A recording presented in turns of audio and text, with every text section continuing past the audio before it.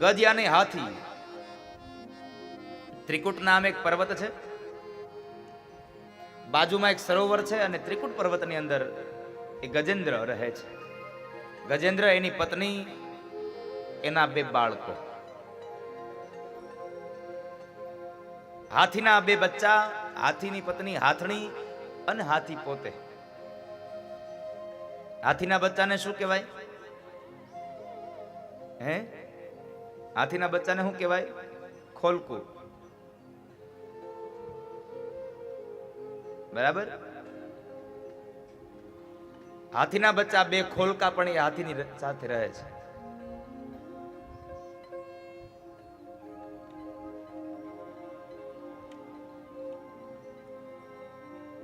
તોય કોઈ વાંધો ન હોય. એને એમ જ દાદા કે બધું સાચું.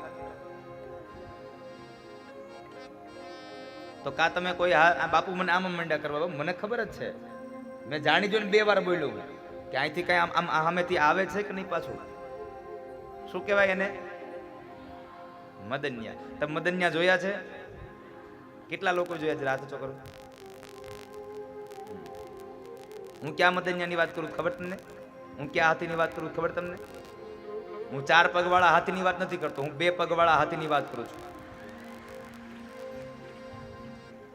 મારે ઓલા 4 પગવાળા હાથીની વાત નથી કરવી તમને, મારે તો આ જીવાત્માના વાત કરવી છે. આ જીવાત્મા, જીવાત્મા એટલે ગજેન્દ્ર છે. ગજ એટલે આ જીવ. જીવાત્મા ને એની પત્ની, એના બાળકો, એના મદનિયા. હવે હાથીની વાત કરીને મારે શું કરવાનું? તમને મારે તો આ જીવની વાત કરવી છે.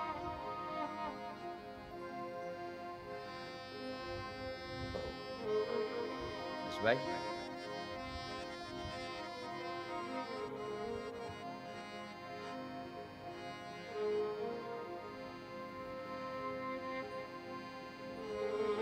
ગજ એટલે જીવાત્મા.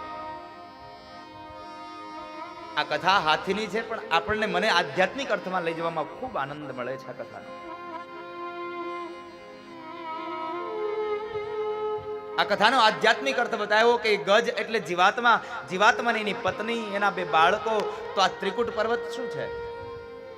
આ ત્રિકુટ પર્વત એટલે આધ્યાત્મિક અર્થમાં સત્વગુણ, રજોગુણ અને તમોગુણનું બનેલું એક આ પ્રાકૃત શરીર. અને આ પ્રાકૃત શરીરની અંદર આ જીવાત્મા રહે છે. આ શરીર એ એક પર્વત છે અને આ પર્વતની અંદર ગજ એટલે જીવાત્મા, આ જીવ આ શરીરમાં રહે છે.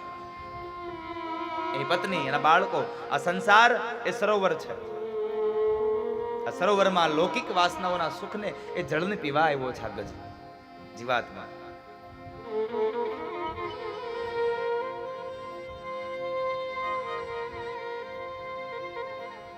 બાજુના સરોવરની અંદર જ્યારે હાથી પાણી પીવા જાય, જલપાન કરવા જાય છે,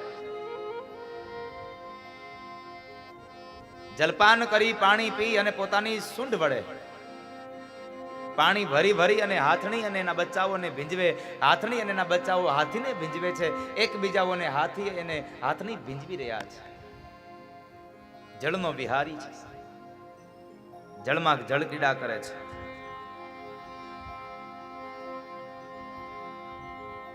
જળ ક્રીડાની માટે આવ્યો છે.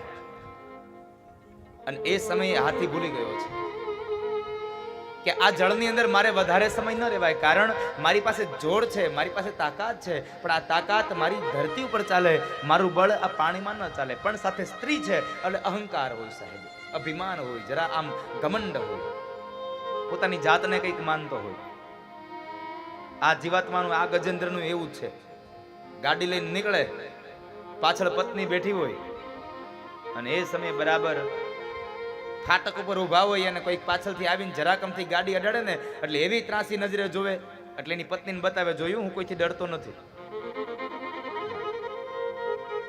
અહંકારી ભાર. હાથી અહંકારી ભારી, સંગે છે નારી, જળનો વિહારી આવ્યો, જળ કીડાને કા. જળનો વિહારી આવ્યો.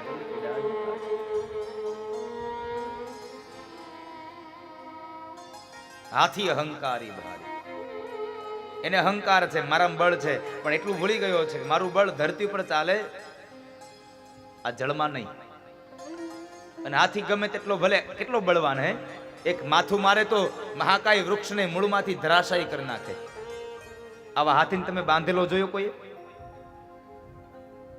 કેટલા લોકો હાથીને બાંધેલો જોયો છે?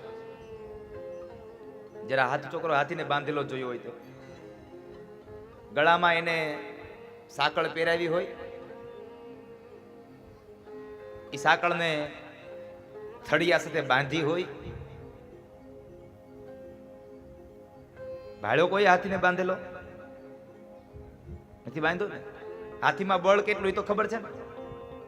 હે, હાથીમાં બળ કેટલું? અપાર બળ છે, છતાં પણ હાથીને બાંધાય છે. બોલો સાહેબ, આ કેવું આશ્ચર્ય! શું કામે ને?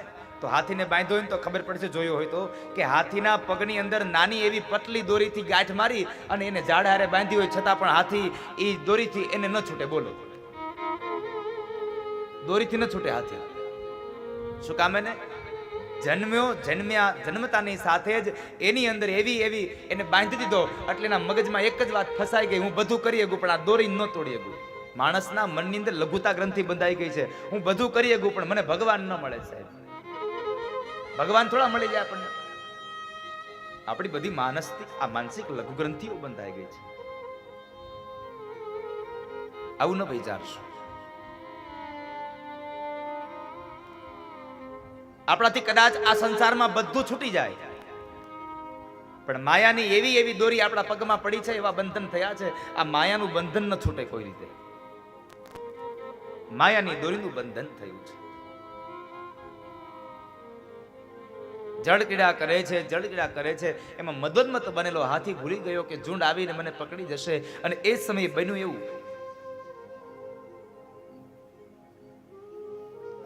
કે ઝુંડે આવી અને હાથીનો પગ પકડ્યો. ઝુંડ આવીને હાથીનો પગ પકડે છે. આ ઝુંડ એટલે કાળ. અને આ સંસારમાં મહાપુરુષો કહે છે, જ્યારે પણ કાળ આવે ને ત્યારે પેલો પગ પકડે. કાળ પેલા પગ પકડતો હોય છે. એટલે ઝુંડે આવી હાથીનો પગ પકડ્યો. હાથીનો પગ પકડ્યો. હાથી બહાર નીકળવાના પ્રયત્નો કરે છે. હાથની અને એના બચ્ચાઓ પણ હાથીને પકડી અને બહાર લઈ જવા માટે પ્રયત્નો કરે છે. પણ જેમ જેમ એને બહાર લઈ જવાના પ્રયત્નો કરે તેમ ઝુંડ એને મધ્યમાં ખેંચતું જાય છે. મધ્યમાં એને ખેંચતું જાય છે.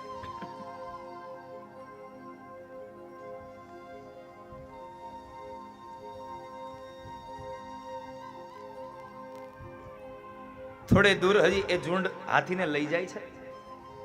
એટલે શું થયું ખબર છે? હાથણીએ એના બચ્ચાઓને કીધું, બાળકો, આને હવે તમે છોડી દો. તમે આને છોડી દો હવે. કારણ એને બચાવવા રહેશું ને તો આપણું પણ પગ ઝુંડ આવીને પકડી લેશે. આ સંસારના જીવાત્માનું ગજેન્દ્રનું આવું જ છે. માંદો પડે ને એટલે દવાખાને લઈ જાય, પણ દવાખાને લઈ ગયા પછી ડોક્ટરો એમ કહે કે ભાઈ દીકરાઓ, હવે આ દાદાની બહુ ઉંમર થઈ છે એટલે આને કઈ ઓપરેશન નહીં કરાય. તો આમાં દવા કાંઈ કામ નહીં કરે. એટલે દીકરા શું કરે?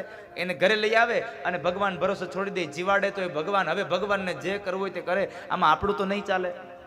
ભગવાન ભરોસે છોડી દે છે. ઈશ્વર ભરોસે છોડી દે.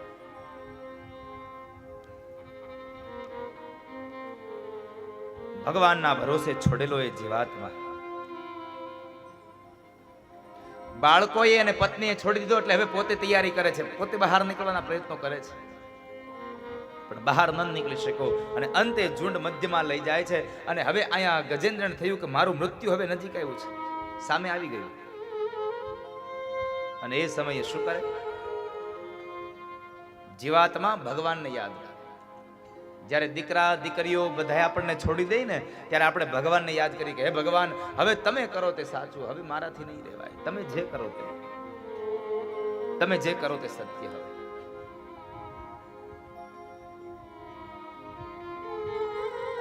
અને ગજેન્દ્રએ ભગવાનની સ્તુતિ કરી. અને કવિ સુરશ્યામ લખે છે